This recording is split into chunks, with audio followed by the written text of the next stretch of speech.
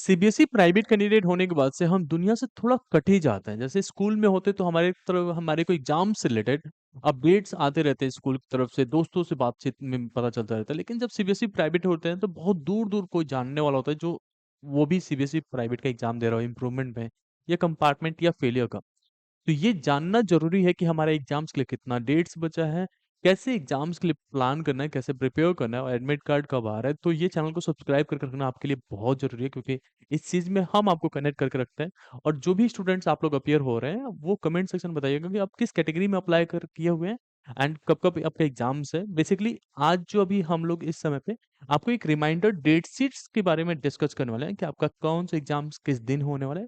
कुछ टिप्स के बारे में बात करेंगे, तो वीडियो को लास्ट तक देखिएगा।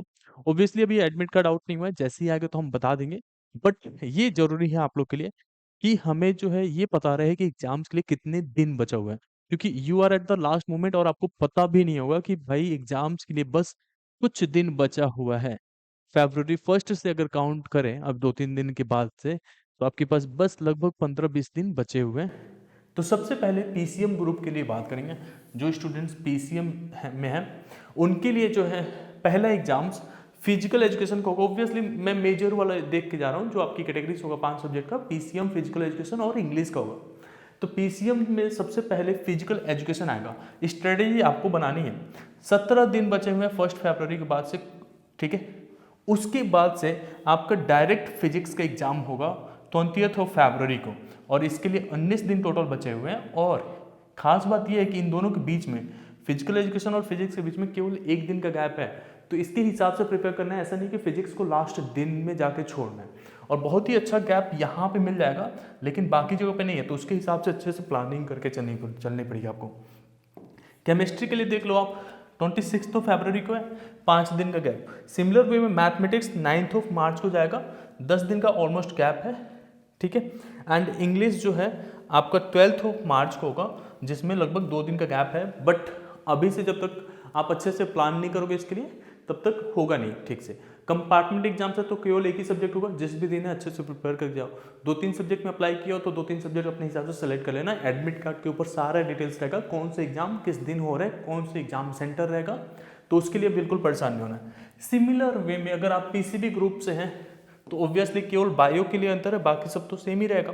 तो बायोलॉजी का एग्जाम्स आप लोग का जो है लास्ट में जा रहा है 27 ऑफ मार्च का, तो उसमें आपको लंबा गैप मिल जाता है, ठीक है।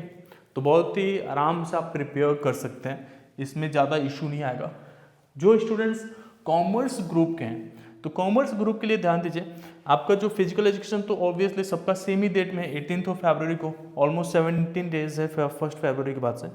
उसके बाद से आपका अकाउंटेंसी पड़ेगा 24 को, तो ऑलमोस्ट 5 डेज का गैप मिलेगा।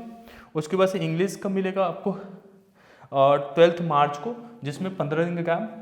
उसके बाद इकोनॉमिक्स होगा और बिजनेस स्टडीज़ होगा, तो इकोनॉमिक्स और बिजनेस स्टडीज में 5 दिन और 9 दिन का गैप मिल रहा है आपको। एंड सिमिलर वे में अगर आर्ट्स ग्रुप से हैं तो यहाँ पे आपको ध्यान देना है, फिजिकल एजुकेशन तो होगा ही ऑलमोस्ट, तो उससे आपको 17 डेज है अभी। उसके बाद जियोग्राफी, इंग्लिश, पॉलिटिकल साइंस और हिस्ट्री। तो आपका जियोग्राफी 26 ऑफ फरवरी को, और 12 मार्च को इंग्लिश हो जाएगा, तो ऑलमोस्ट 7 डेज। उसके बाद 13 डेज के बीच में गैप्स है। तो आर्ट्स के लिए मुझे लग रहा है कि काफ़ी अच्छा गैप्स दिया गया, अच्छा से गैप है 7, 13, 10 और 6। सिमिलर वे में कॉमर्स वाले बच्चों के लिए भी अच्छा अच्छा गैप मिला है। बट जो बच्चे साइंस ग्रुप में हैं, तो बायो वालों के लिए तो थोड़ा अच्छा गैप मिला हुआ है। यहाँ पे बस दिक्कत है फिजिक्स और फिजिकल के बीच में 1 दिन का, बाकी 5, 13, 14।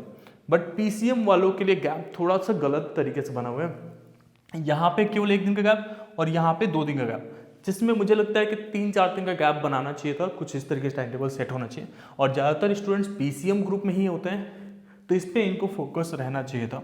बट कोई नहीं, हम क्या कर सकते हैं, आगे समझते हैं। एग्जाम्स के लिए आप लोग को मैंने पहले बताया कि एडमिट कार्ड जो आपका है उसके ऊपर सारा डिटेल्स रहेगा, बट फिर भी रफली मैं आपको समझा देता हूँ।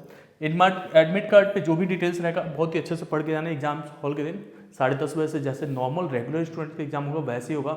हो सकता है आपको वही एग्जाम सेंटर एलोकेट हो जहाँ पे ऑलमोस्ट रेगुलर स्टूडेंट्स भी जा रहे होंगे, हो आपका जो क्लासरूम होगा वो अलग हो सकता है, ठीक है। तो ऐसा नहीं है कि रेगुलर स्टूडेंट्स अलग बैठेंगे और प्राइवेट स्टूडेंट्स अलग बैठेंगे। अगर किसी एग्जाम सेंटर पे प्राइवेट स्टूडेंट्स कम है तो हो सकता है कि रेगुलर स्टूडेंट्स का जहाँ पे सीरीज़ खत्म हो रहा होगा वहाँ से प्राइवेट स्टूडेंट्स स्टार्ट हो जाएंगे। तो इसके लिए अलग से कुछ नहीं होता है। मोबाइल फ़ोन वगैरह इलेक्ट्रॉनिक चीज़ें नहीं लेके जाना होता है एग्जाम सेंटर पे, ये आप लोगों को पता है। प्रैक्टिकल के मार्क्स आप लोग कैरी फॉरवर्ड होंगे, बट इनकेस अगर सीबीएसई कराता है, अभी तक तो कोई नोटिस नहीं है, तो एग्जाम सेंटर पे आपको नोटिफाई किया जाएगा। एग्जाम हॉल में आके टीचर्स बताते हैं आपको, ठीक है। और एक और चीज़ जान लीजिए कि अगर कोई भी दिक्कत आती है एग्जाम सेंटर पे पहले जाके साइन करा लेना।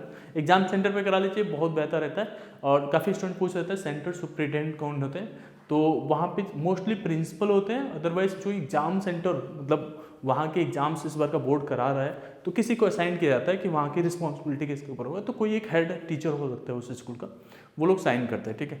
अपने प्रीवियस स्कूल के प्रिंसिपल से भी साइन करा सकते हैं, तो इन दोनों जगह से कोई भी कर सकता है, कोई दिक्कत नहीं उसमें।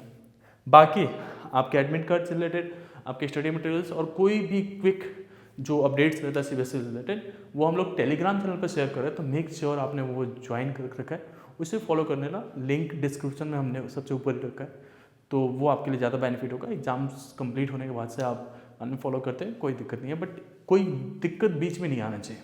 होप इंडिया आपको ये वीडियो हेल्पफुल लगा होगा। Thank you so much.